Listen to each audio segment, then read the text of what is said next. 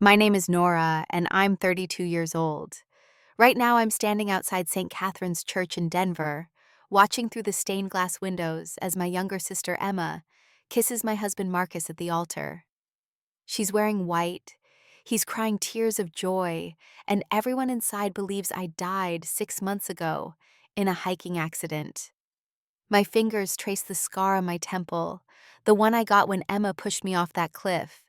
Before I walk through those church doors and reclaim my life, let me tell you how my own sister tried to murder me for the man I loved.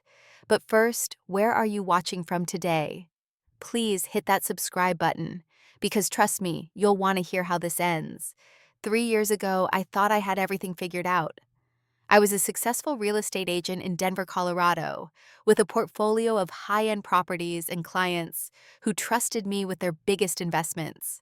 My office overlooked the Rocky Mountains, and every morning I'd arrive early just to watch the sunrise paint those peaks gold. That's actually how I met Marcus 5 years ago, at a charity auction for the Colorado Wildlife Foundation.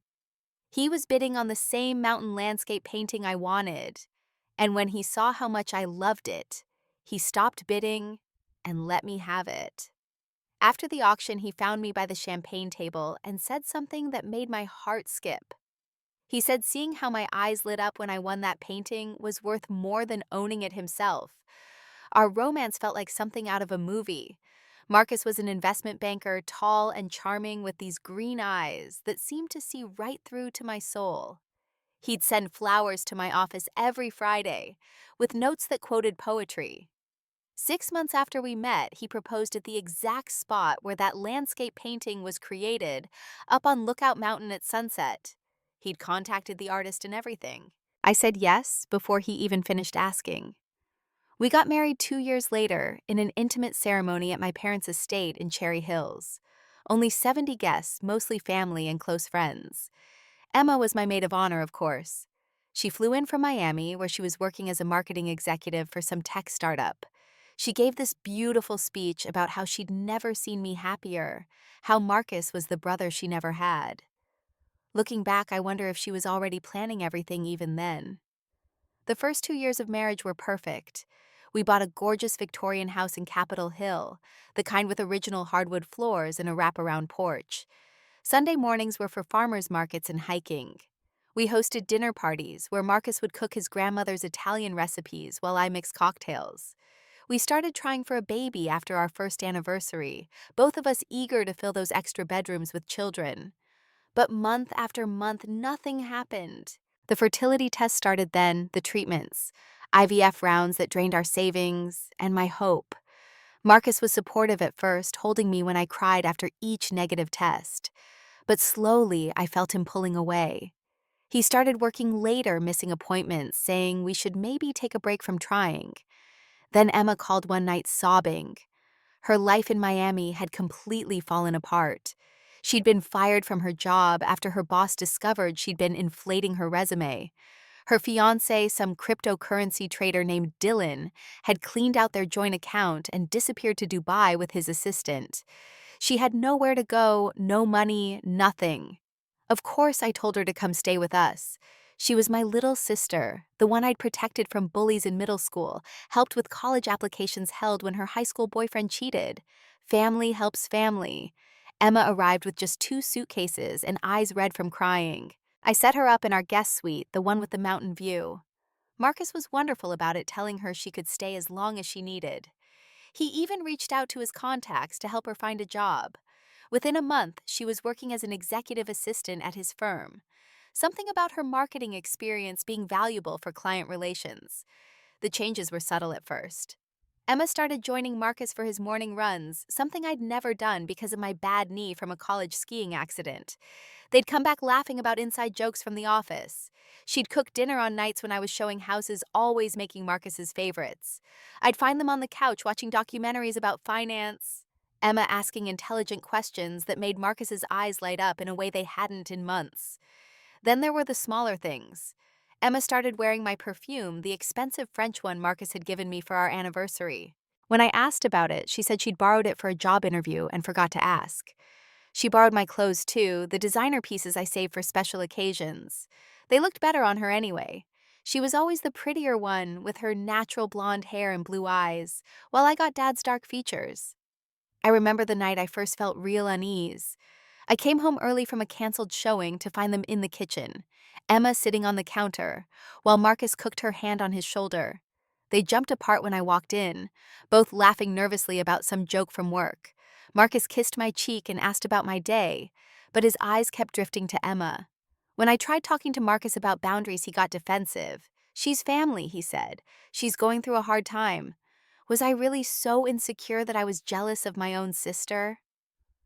The guilt hit immediately. Here I was blessed with a husband and home while Emma had lost everything. Maybe I was being paranoid. The fertility treatments were making me hormonal, turning me into someone I didn't recognize. So I pushed down the doubts. I worked longer hours, threw myself into landing bigger sales. I told myself that Emma would move out soon, find her own place once she saved enough money. Marcus and I would work through our problems once we were alone again. I even started planning a surprise anniversary trip to Italy, thinking time away would help us reconnect. It was Emma who suggested the sisters' hiking trip. She came into my home office one evening in early April, carrying 2 cups of tea. Her face had that earnest expression she used to wear when asking to borrow my car in high school. She said we'd grown apart since she'd been living with us, that she felt like she was coming between Marcus and me. A weekend in the mountains, just the two of us, would help us reconnect like old times. I was touched, actually. Maybe I'd been wrong about everything. Marcus thought it was a wonderful idea when Emma brought it up at dinner. He said he'd been worried about us too, that sisters shouldn't let life get in the way of their bond. He even offered to book us a spa weekend instead, but Emma insisted on hiking.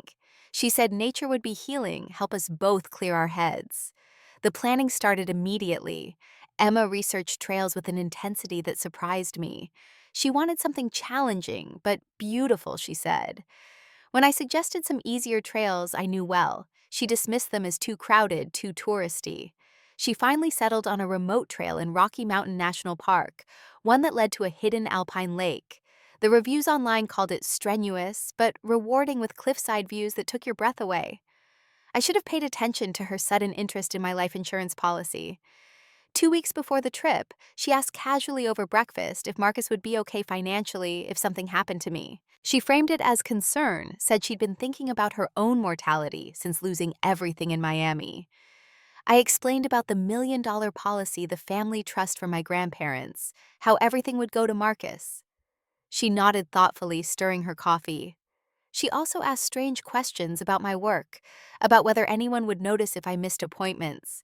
I mentioned I'd cleared my calendar for the week after our trip, wanting to spend time with Marcus for our anniversary. Emma smiled and said that was perfect. We could really take our time in the mountains without rushing back. The night before we left, Marcus held me tighter than usual. He kept saying he loved me, that he wanted me to be careful. I thought it was sweet concern. Now I know it was guilt. He knew what was going to happen.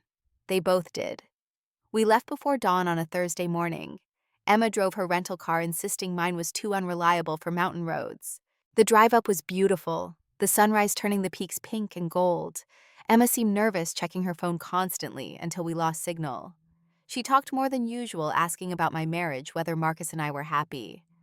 I opened up about the fertility struggles, how distant he'd been. She listened sympathetically, reaching over to squeeze my hand.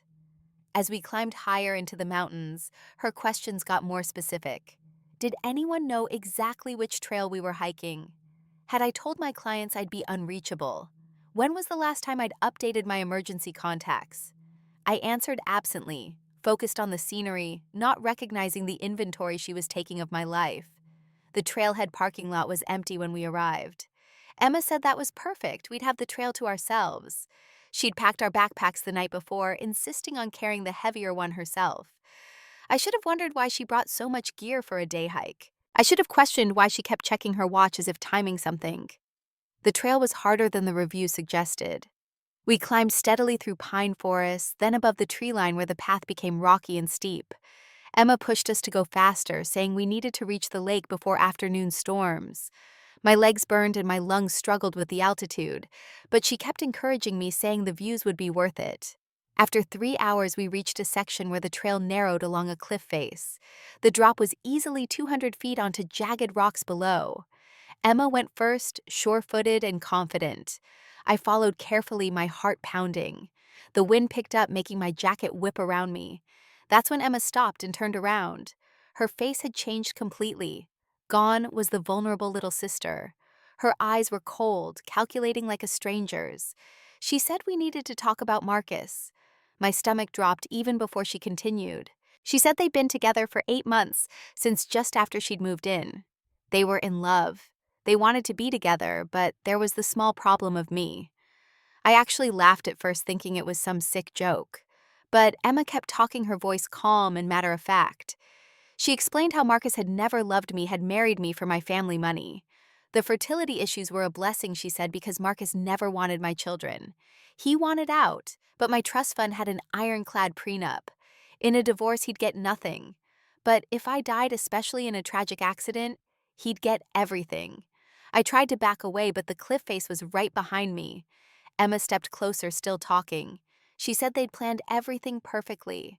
The remote trail, the dangerous section, my cleared calendar, meaning no one would miss me for days. By the time anyone found my body, if they found it at all, it would look like a tragic accident. A grieving husband and sister consoling each other, eventually finding love. It was almost poetic, she said. When I asked how she could do this to me, her own sister, she laughed. She said I'd always had everything handed to me. The looks, the brains, the inheritance, the husband. She was tired of being the struggling little sister, tired of begging for scraps. Marcus chose her, wanted her, not me. I was just an obstacle to remove. I begged her to think about what she was doing. I offered her money, the house, anything. But she shook her head and said it wasn't just about money anymore. It was about winning. It was about finally being the sister who had it all. Then she pushed me. The push wasn't violent, just a firm shove to my chest. But with the loose rocks and my compromised balance, it was enough. I fell backward, my hands grasping desperately for anything to hold. My fingers caught Emma's jacket, and for a moment our eyes met. I saw a flash of something, maybe regret or fear, before she yanked herself free. The fall happened in slow motion and lightning speed simultaneously. I hit the first rocky outcrop with my shoulder, the impact spinning me sideways. A pine branch slashed across my face, temporarily blinding me with blood. My leg caught another rock, and I heard more than felt the snap of bone. Then I hit the ledge. It was maybe 15 feet down from where Emma pushed me, a narrow shelf of rock barely 3 feet wide, hidden by overhanging vegetation. The impact knocked the wind out of me, and I lay there gasping like a fish, unable to move or scream. Above me, I heard Emma calling my name, playing the part of the panicked sister. Her face appeared over the edge, scanning the cliff. When she saw me moving, her expression hardened. She waited for several minutes, watching, then disappeared. I heard her scrambling back down the trail, probably to establish her alibi. She'd say I'd fallen, that she'd tried to save me but couldn't reach me. She'd lead the search parties to the wrong area. By the time anyone found this ledge, if they ever did, I'd be long dead from exposure or injuries. The pain hit once the adrenaline faded. My left leg was broken below the knee, the bone pressing against skin. My shoulder felt dislocated, and I could barely move my arm. Blood from the head wound kept running into my eyes.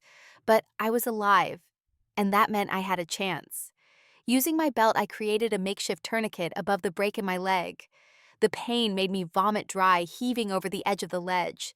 I used my good arm to drag myself back against the cliff face, where a small overhang provided minimal shelter. As the afternoon sun beat down, I rationed the half bottle of water in my jacket pocket, taking tiny sips. The first night was the worst. The temperature dropped below freezing, and I shivered uncontrollably. Hallucinations came with the hypothermia. I saw Marcus standing on the ledge, reaching for me. I heard my mother calling my name. At some point, I must have passed out because I woke to rain pelting my face. The rain was a blessing and curse. It provided water, which I caught in my mouth and water bottle, but it also made me colder. I forced myself to stay awake by reciting real estate listings, describing every house I'd ever sold in detail. When that failed, I sang songs from childhood, my voice cracked and barely audible. On the second day, I heard helicopters. search and rescue looking in the wrong areas just as Emma planned. I tried to signal with my jacket, but the overhang hid me from above. I screamed until my throat was raw, but the wind carried my voice away. They passed overhead 3 times, never seeing me. I survived on rainwater and pine needles, which I'd read somewhere contained vitamin C. The hunger was manageable, but the pain was excruciating. Every movement sent shockwaves through my leg and shoulder. Infection was setting in at the head wound, making me feverish. By the third night, I'd accepted I was going to die. I even made peace with it in a delirious way. At least Emma wouldn't win. Without a body, it would take years to declare me dead. It was the rock climbers who saved me. 2 college kids from Boulder who'd decided to try an off-trail route. They heard me moaning and rappelled down to the ledge. I remember the boy's face shocked and pale as he radioed for help. The girl held my hand, telling me to stay awake, that I was going to be okay. They gave me energy bars and water, wrapped me in emergency blankets. The rescue took 4 hours. They had to bring in a specialized team to get me off that ledge.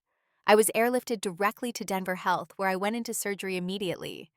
The doctors later told me I had a fractured tibia, dislocated shoulder, severe concussion, and was dangerously dehydrated. They induced a coma to reduce brain swelling. I woke up 5 days later to a world that thought I was dead. The news was playing on the hospital TV, showing footage of my memorial service. There were Marcus and Emma dressed in black, holding each other as they cried. My parents were devastated, aged 10 years and 5 days. Friends spoke about what a wonderful person I'd been, how tragic it was to lose me so young. The nurse who found me watching the news initially thought I was confused from the head injury. When I insisted I was Nora Hartley, she called the doctors. It took hours to convince them, but eventually they contacted the detective who'd been investigating my disappearance. Detective Sarah Chen arrived within the hour, and I knew from her expression that she'd suspected something was wrong from the beginning. But I made a decision that surprised everyone, including myself. I asked Detective Chen to keep my survival secret for now. I needed time to heal, to think, and most importantly, to gather evidence. If I surfaced now, it would be my word against theirs. Emma would claim the fall was an accident, that she'd tried to save me. Marcus would deny any affair. I needed proof, and being dead gave me the advantage they'd never expect. The rehabilitation center in Fort Collins became my hideout for the next 3 months. I was admitted under the name Sarah Mitchell, a car accident victim with no family. The staff was discreet, paid in cash by a victims advocacy fund that Detective Chen arranged. Every day was a battle to reclaim my body. Physical therapy was agony as I learned to walk again, first with a walker, then crutches, finally on my own with just a slight limp. The emotional therapy was harder. Dr. Patricia Reeves specialized in trauma from attempted murder, a field I didn't even know existed. She helped me process the betrayal, the rage that threatened to consume me. Some days I fantasized about confronting them violently. Other days I sobbed uncontrollably, mourning the sister and husband I thought I'd known. Dr. Reeves taught me to channel the anger into determination. Justice, not revenge, became my mantra. Detective Chen visited weekly, always careful not to be followed. She'd suspected foul play from the start. The trail Emma claimed we'd hiked was different from the one she'd told Marcus we were taking. Security footage from a gas station showed Emma returning alone, too composed for someone who'd just lost her sister. Most damning was the timeline. Emma had called for help a full 4 hours after she'd returned to the parking lot, claiming she'd been searching for me. But her rental car's GPS showed she'd driven halfway back to Denver before returning to the park. With my permission, Detective Chen quietly began investigating Marcus and Emma's relationship. She hired a private investigator named Tony Garza, a former FBI agent who specialized in financial crimes. What he uncovered was worse than I'd imagined. The affair had started before Emma even lost her job in Miami. In fact, she'd been fired for stealing from the company, not resume fraud. She'd fled to Denver, not because she had nowhere else to go, but because Marcus had invited her. The financial planning was meticulous. 2 months before my death, Emma had opened joint bank accounts using variations of her name that could later be changed to include Marcus. They'd researched international banking laws, specifically in Costa Rica, where extradition was difficult. Marcus had been slowly liquidating assets, claiming bad investments to explain any losses. They'd even staged arguments about Emma living with us, making sure neighbors heard Marcus defending me, establishing him as the devoted husband. Tony discovered something that made my blood run cold. This wasn't Emma's first attempt at identity theft and fraud. In Miami, she'd targeted her boss's wife, befriending her, and then stealing her identity to take out credit cards. The only reason she wasn't prosecuted was that the boss wanted to avoid scandal. There were two other cases in college roommates who'd mysteriously had their identities stolen. Emma was a serial predator, and I'd been her biggest target yet. Marcus's involvement was equally calculated. Tony found he had massive gambling debts I never knew about, nearly $500,000 owed to some very dangerous people. My life insurance and inheritance would have solved all his problems. He'd taken out additional policies on me without my knowledge, forging my signature. The total payout would have been $3 million, plus the house and my investment portfolio. As we built our case, I watched from afar as they continued their charade. Social media showed them growing closer, Marcus posting about how Emma was helping him through his grief. 6 months after my supposed death, they announced their engagement. The comments were mixed, some calling it beautiful, that they found love in tragedy, others finding it suspiciously fast. They set the wedding date for exactly 1 year after my disappearance, the minimum time they thought looked respectable. I used that time to prepare everything. Tony and Detective Chen helped me document every piece of evidence, every financial transaction, every forged document. We recorded phone calls between them discussing selling my properties, Emma joking about wearing my jewelry, Marcus complaining about having to play the grieving widower a little longer. We had enough to bury them legally, but I wanted more. I wanted them to feel what I felt on that ledge, the moment when you realize your entire world has collapsed. The wedding invitation was the final insult. They sent one to my parents, claiming it would honor my memory to have them there. My mother had called Emma screaming, saying it was disgusting to marry her dead sister's husband. Emma had cried on the phone, claiming I would have wanted them to be happy that their love had grown from shared grief. She was convincing enough that some family members actually took her side, saying I would have understood. Detective Chen wanted to arrest them before the wedding, but I convinced her to wait. I needed them to believe they'd won completely. I needed to see their faces when they realized I was alive, that their perfect plan had failed. It wasn't about revenge, I told myself. It was about closure. It was about looking the two people I'd loved most in the world in the eyes as their lies crumbled around them. The night before the wedding, I stood across from the hotel where Emma was having her bachelorette party.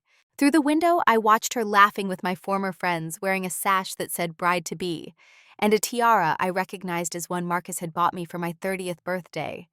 She was living my life wearing my things, about to marry my husband in my grandmother's necklace. Tomorrow, it would all end. The morning of the wedding, I dressed carefully in a black sheath dress I'd bought specifically for this moment.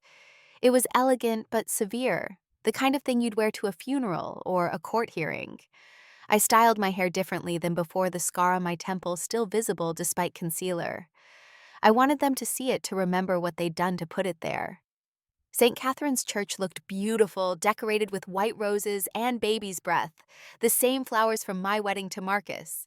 As I sat in my car watching guests arrive, I recognized so many faces. My college roommate Jennifer, Marcus's parents, looking uncomfortable business associates who'd worked with both of us. They all believed they were celebrating love born from tragedy. I waited until the ceremony started before entering the church. The usher, a young man I didn't recognize, looked confused when I said I was family of the bride, but let me slip into the back row.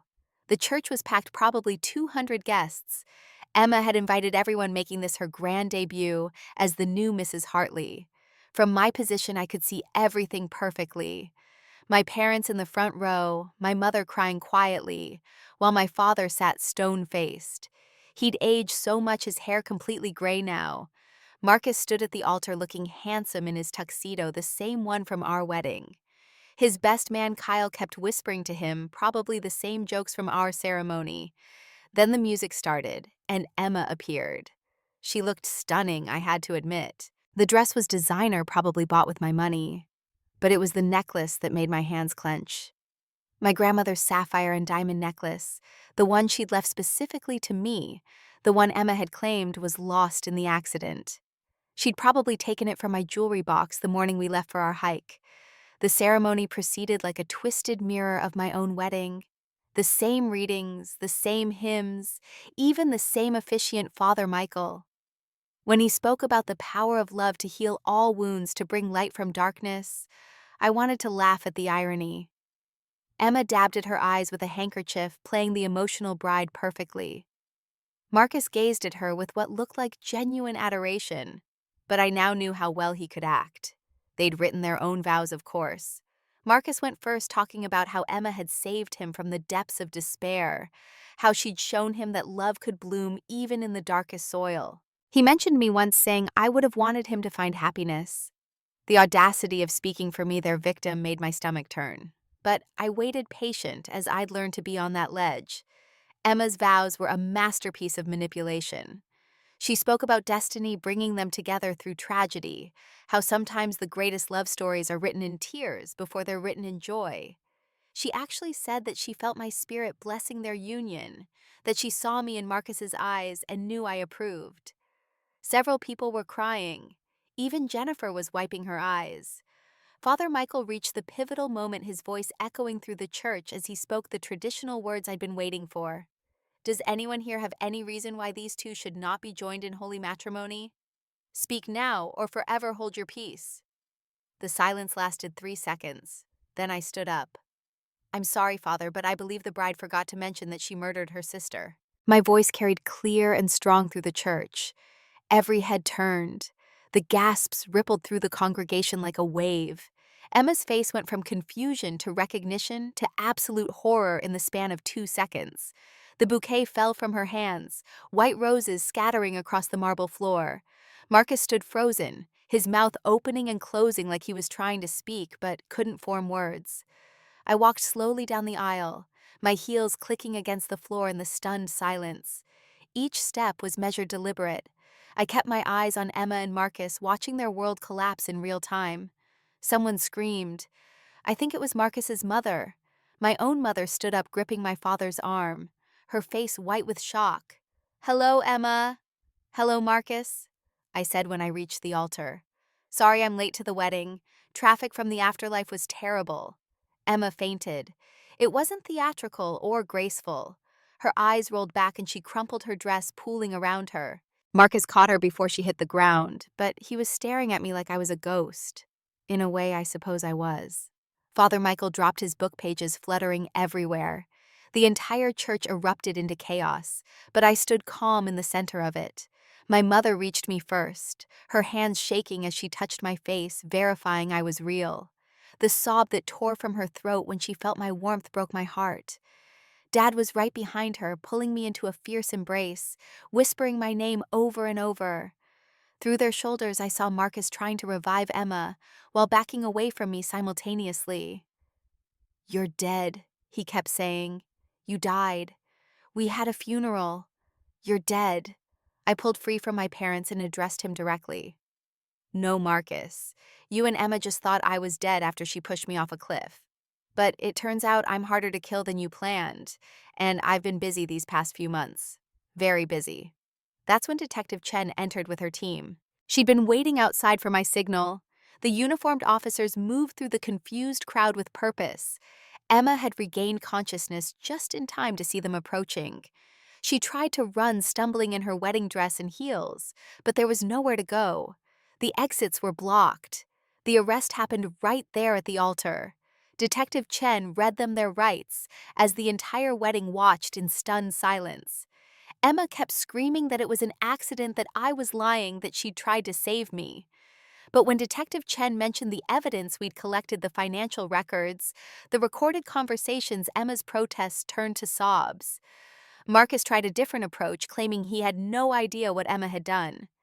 He said he thought I was dead, that he was a victim too. His performance might have been convincing if we hadn't recorded him discussing the insurance payout with Emma 2 days ago, laughing about how they'd pulled off the perfect crime. When I pulled out my phone and played the recording for everyone to hear, his own voice talking about watching me die, several people had to leave the church. The police led them out in handcuffs, Emma in her wedding dress and Marcus in his tuxedo. The photographers who'd been hired for the wedding captured every moment, though these wouldn't be the photos anyone expected. As they passed me, Emma looked at me with such hatred that the officer moved between us. She hissed that I'd ruined everything, that I should have stayed dead. Marcus wouldn't even look at me. After they were gone, I stood in the church surrounded by shocked wedding guests. Some were crying, others were calling people, spreading the news. My parents hadn't let go of me, as if afraid I'd disappear again. I addressed the room, explaining briefly what had happened. The attempted murder, the survival, the evidence we'd gathered. I told them the real Emma and Marcus, not the grieving sister and widower they'd been fooled by. Then I walked out, my parents on either side of me, into the bright Colorado sunshine. The wedding that was supposed to celebrate Emma's triumph had become the scene of her downfall. The roses meant for her bouquet would decorate a very different kind of ceremony, one where justice, not love, was the guest of honor. The trial dominated Denver news for months. The media called it the wedding crasher murder case, though the reality was far less sensational than the headlines suggested. I testified for 3 days, walking the jury through every detail of that morning on the mountain, the push, the fall, the 3 days of survival on that ledge. I kept my voice steady even when Emma's defense attorney tried to paint me as a jealous sister making up stories. The evidence was overwhelming. Tony Garza's investigation had uncovered even more than we initially knew. Emma had searched "How long does it take to die from a fall?" and "Colorado inheritance law" on her laptop weeks before the hike. Marcus had GPS coordinates for remote areas of Costa Rica saved on his phone. They'd already put a deposit on a beach house there, using a shell company Emma had created. Emma took the stand in her own defense, trying to convince the jury it had all been a terrible misunderstanding. She claimed I'd slipped, that she'd tried to grab me but couldn't reach. She sobbed as she described the trauma of losing her sister, how Marcus had been her only comfort. But under cross-examination, her story fell apart. She couldn't explain the timeline discrepancies, the financial planning, or why she'd told Marcus I was dead before she'd even called for help. The recording of their conversations was the nail in the coffin. The jury heard them laughing about my death, planning their future with my money, Emma joking that I'd always been too trusting for my own good. One juror later told reporters that she'd never heard anything so cold-blooded in her life. The deliberation took less than 2 hours.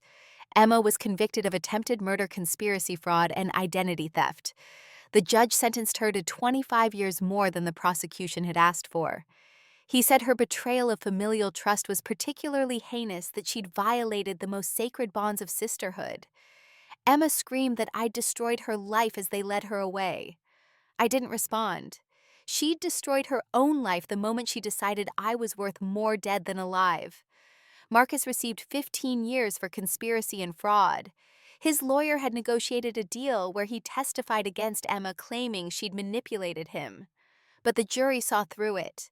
The gambling debts, the forged insurance policies, the secret accounts, it all painted a picture of a man who'd married me for money and tried to cash in when the opportunity arose.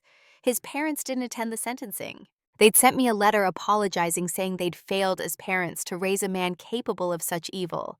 The divorce was finalized while Marcus was awaiting trial. I got everything, not that it mattered anymore. The house held too many poisoned memories. I sold it within a month, along with most of the furniture. The only things I kept were my grandmother's belongings and the mountain painting Marcus had let me win at that auction years ago. It reminded me that even beautiful beginnings could have ugly endings. My parents struggled with Emma's conviction. Despite everything, she was still their daughter. Mom visited her once in prison, coming back devastated. Emma had shown no remorse, only anger that her plan had failed. She'd told Mom that I'd always been the favorite, that this was karma for years of preferential treatment. Mom never visited again, and we don't speak Emma's name in the family anymore. The recovery of my assets revealed the full extent of their planning.